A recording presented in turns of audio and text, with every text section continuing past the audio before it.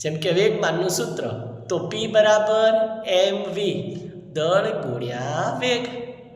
સમજાણું? પછી બાહ્ય બળનું સૂત્ર પૂછે તો તમારે કેટલું યાદ રાખવાનું? F બરાબર ma દળ ગુણ્યા પ્રવેગ.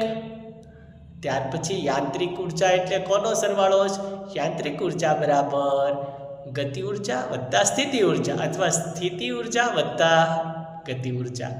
પછી વેગનું સૂત્ર v બરાબર s/t. જો દાખલામાં કેટલું ઉપયોગી બને?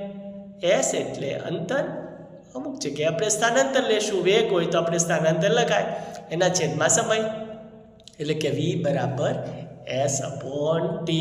પછી પ્રવેગનું સૂત્ર a બરાબર v - u છેદમાં t. એટલે કે અહીંયા બે પ્રકારના વેગ છે. કયા?